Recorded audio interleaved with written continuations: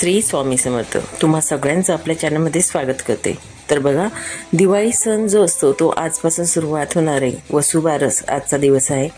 तर आपलं लक्ष्मीपूजन जे आहे ते 21 तारखेला आलेलं आहे। बऱ्याच लोकांचा गैरसमज झालेला आहे की 20 तारखेला लक्ष्मीपूजन करावं की 21 तारखेला करावं। त्यामुळेच आजच्या व्हिडिओमध्ये संपूर्ण आपले 5 दिवसाचा जो दिवाळी सण हा चालणार आहे, या 5ही दिवसांचा शुभ मुहूर्त कोणता आहे ते सांगण्यात येणार आहे। तर म्हणून संपूर्ण हा व्हिडिओ बघा।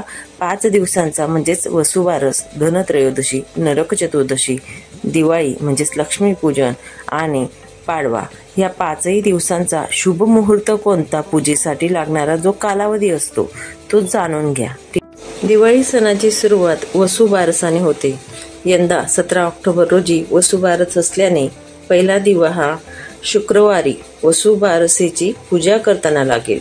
हिंदू धर्मात या दिवसाला अत्यंत महत्त्व आहे। त्यामुळे या दिवसाला वसुबारस पूजेचा शुभ मुहूर्त आणि पूजा पद्धत कशी असते ते थोडक्यात सांगेल। दिनदिन दिवाळी गाई म्हशी ओवाळी असं म्हणत दिवाळीची सुरुवात गायीच्या पूजेने म्हणजेच वसुबारसाच्या दिवशी होते। 17 ऑक्टोबरला पहिला दिवसाचा दिवा लागणार असून वसुबारस साजरे केले जाईल। या दिवशी गायीची व बैलाची पूजा करण्याचे विशेष महत्त्व आहे। केवळ ग्रामीण भागातच नाही तर बघा, शहरात देखील गायीच्या गोठ्यात जाऊन लोक त्यांची या दिवशी आवर्जून पूजा करत असतात। तर बघा, वसुबारस पूजा मुहूर्त जो आहे तो द्वादशी तिथी प्रारंभ 17 ऑक्टोबर सकाळी 11:12 द्वादशी तिथी समाप्ती 18 ऑक्टोबर दुपारी 12:18 होणार आहे। वसुबारस पूजेचा मुहूर्त जो आहे तो प्रदोष काळी 4:14 प्रारंभ होणार आहे तर 7:43 समाप्त होणार आहे। तर या शुभ मुहूर्तामध्ये आपल्याला गाय आणि वासरू याची पूजा करायची। आपल्या घरात सुद्धा आपल्याला या कालावधीमध्ये जी काही सेवा असेल किंवा पूजा असेल ती गायची करायची आहे। पुढचा दिवस येतो बघा धनतेरसचा। या दिवशी धन्वंतरी पूजन करावे। धन्वंतरी पूजन जे आहे ते 18 ऑक्टोबर 2025 या दिवशी येणार आहे। धन्वंतरी ही आरोग्याची देवता आहे। धन्वंतरीचा फोटो घरात मांडून पंचोपचार पूजा करावी व धन्वंतरी मंत्राचा 1 माळ जप करावा। तसेच पूजा आपण संध्याकाळी 7:16 तर 8:20 करू शकतो। त्यानंतर आपल्याला जे यमदीपदान करायचे असते धनतेरसच्या दिवशी ते आपण संध्याकाळी पूजेनंतर, धन्वंतरी पूजेनंतर यमदीपदान करू शकतो। तर यमदीपदान हे आपण रात्री किती वाजेपर्यंत करावे ते तुमच्यावर अवलंबून असते। त्याला काही मुहूर्त लागत नाही। धन्वंतरीचे पूजन केल्यानंतर यमदीपदान आपण करू शकतो। तसेच पुढची जी आपली पूजा येणार आहे ती आहे नरक चतुर्दशी। जगातील पहिला सामुदायिक स्त्री मुक्ती दिन म्हटला तरी देखील चालेल। नरकासुराने पळवून नेलेल्या 16,000 स्त्रियांना नरकासुराला ठार मारून श्रीकृष्णाने मुक्त केले व त्याच दिवशी त्यांचे पालकत्व घेतले होते व त्यांना सन्मानाने जीवन प्राप्त करून दिले। तर नरक चतुर्दशी हा जो दिवस आहे तो येणार आहे 20 ऑक्टोबर या दिवशी। 20 ऑक्टोबर 2025 वार आहे सोमवार। त्या दिवशी आपल्याला नरक चतुर्दशीचा अभ्यंग स्नानासाठी किंवा आपल्या देवघरात पूजा करण्यासाठी, नरक चतुर्दशीची म्हणजे बाळकृष्णांची सेवा करण्यासाठी जो शुभ मुहूर्त आहे तो येणार आहे सकाळी 5:04 पासून तर सकाळी 6:57 या कालावधीमध्ये आपल्या घरातील प्रत्येकाने अभ्यंग स्नान करावे। देवांना सुद्धा आपल्याला अभ्यंग स्नान घालायचे आहे।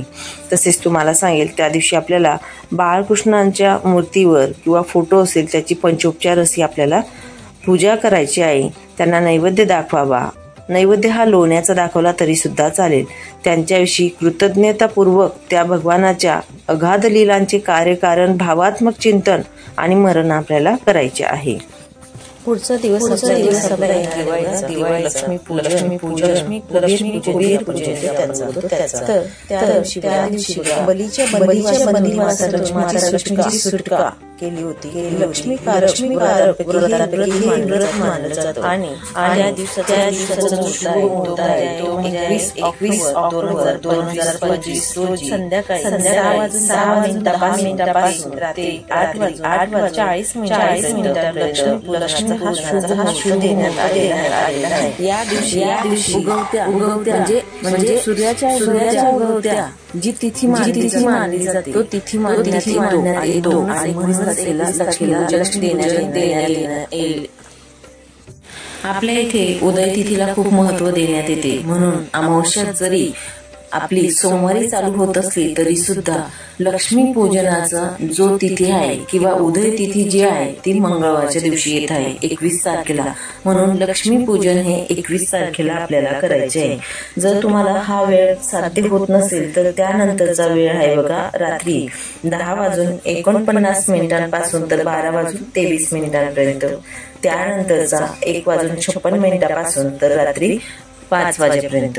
तर या कालावधीमध्ये सुद्धा तुम्ही पूजा करू शकता. या पद्धतीने लक्ष्मी पूजन आणि लक्ष्मी मातेला आपण आवाहन करू शकतो आपल्या घरामध्ये आणण्यासाठी, त्यांना अखंड वास त्यांचा राहण्यासाठी, त्यांची आपल्यावर कृपादृष्टी राहण्यासाठी आपल्याला लक्ष्मी पूजन करायचे. लक्ष्मी कुबेर यांचं सोबत पूजन केल्याने आपल्या घरामध्ये अखंड लक्ष्मी ही वास करत असते. तर या मुहूर्तामध्ये आपल्याला शुभ मुहूर्तामध्ये पूजन करायचे. आता पुढचा दिवस येत असतो तो म्हणजे पाडवा किंवा बलिप्रतिपदा हा दिवस. त्या दिवशी 22 तारखेला आपल्याला पूजा करायची आहे, ती म्हणजे आपल्या पतिदेवांची. सत्यवान सावित्रीची कथा जी आहे आपल्या सर्वांना विदित आहे.